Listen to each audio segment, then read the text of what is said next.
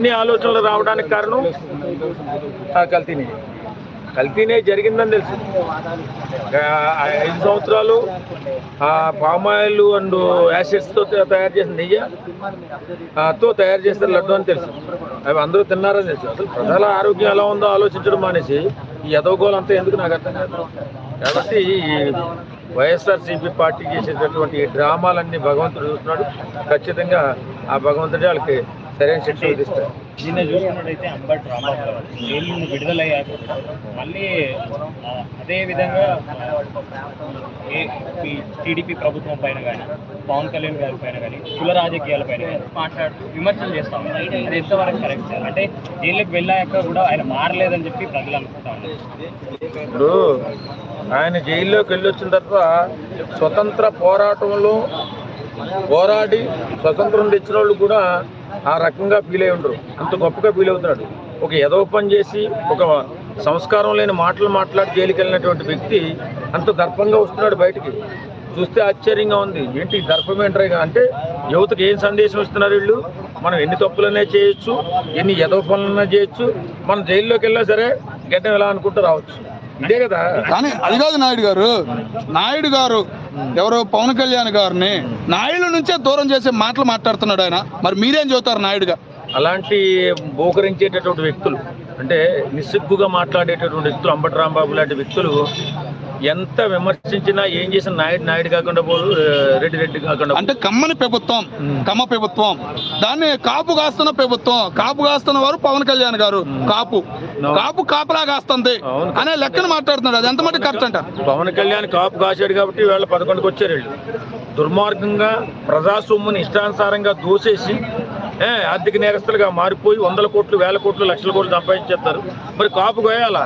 ప్రజల్ని కాపు కాయకపోతే వేళ జగన్మోహన్ రెడ్డి వచ్చుంటే వేళ ఆంధ్ర రాష్ట్రం ఎలా ఉండేది?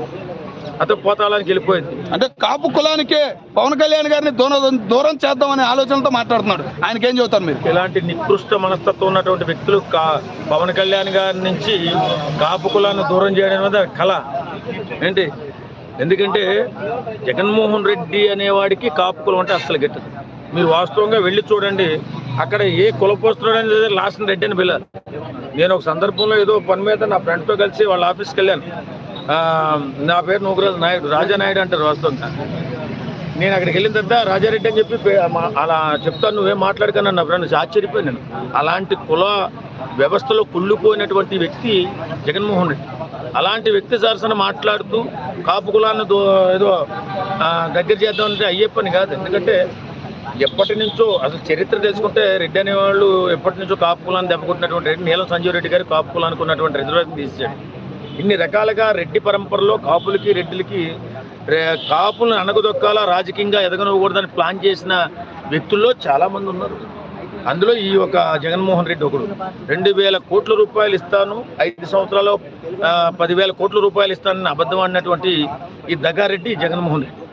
వాస్తవంగా అతను చేసింది కాపు కులాన్ని చేసిన అన్యాయమే తిరగబడి వేళ 11 సీట్లకు వచ్చాడు. ఏం నష్టం లేదు, అందరికీ ఇచ్చానన్నాడు కదా. మరి కాపులకు ఇవ్వలేదే, ఇచ్చిన వాగ్దానాన్ని నెరవేర్చలేదు. కాబట్టి పవన్ కళ్యాణ్ గారు వేళ అలా విజృంభించారు. అందరూ కూడా కాపులంతా కూడా పవన్ కళ్యాణ్ గారి చుట్టూ వచ్చారు. అంటే అంబటి రాంబాబు గారు ఏమని చెప్తా ఉన్నా అంటే ప్రెస్ మీట్లో నేను క్షమాపణ కోరినా కూడా నన్ను వదలలేదు, జైలుకి పంపించారు, 14 డేస్ జైల్లో ఉంచారని చెప్తున్నారు. ఎవరైతే నా ఇల్లు పైన దాడికి పాల్పడ్డారు టీడీపీ నేతలు, వాళ్ళు 1 డేలోనే రిలీజ్ అయ్యారు బెయిల్ తీసుకొని. నాకు రాలేదు అంటే పోలీసులు మానిటర్ చేస్తూ చంద్రబాబు నాయుడు గారు, నారా లోకేష్ గారు నన్ను చంపే యత్నం చేశారని చెప్పి ప్రెస్ మీట్లో మాట్లాడారు. అది ఎవడి కర్మకి ఎవడ బాధ్యుడు? ఇప్పుడు నేను ఉన్నాను ఇక్కడ, ఎవరున్నాను లంజవడకలు అమ్ముడుకోవడం పగల కొట్టి పోలీసులు అప్పు చెప్తారు మెంటల్ వచ్చింది ఏదో ఒకటి.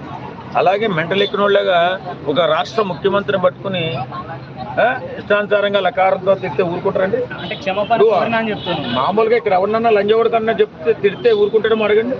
తంతాడు ముందు తన్ని, తర్వాత పోలీసులకు అప్పు చెప్తారు మెంటల్ ఎక్కింది నాకు కొడుతాను, అంతే కదా. కాబట్టి అతను కేవలం కావాలని వెళ్ళి రెచ్చగొట్టింది కూడా ఇష్టానుసార బూతులు తిట్టి తర్వాత వచ్చి క్షమాపణ చెప్తాడేమో అనుకుంటే నేను ఎలా ఇంత పెద్ద రాజకీయ నాయకుడిని నేను అనవలసిన మాట కాదు అది. అయినా సరే ఏదో అనేసాను. ఈ రెడ్ బుక్కి నా ఇంటికాడ కుక్క కాదు, నా తోటలో 2 కుక్కలు ఉన్నాయి, ఆ కుక్కలు కూడా భయపోవడం అని చెప్పి రెచ్చగొట్టి అక్కడ ఉన్నటువంటి కార్యకర్తలను ఇష్టానుసారంగా మాట్లాడితే అప్పుడు ఇల్లు తగలబెట్టుకున్నారు. ఆయనే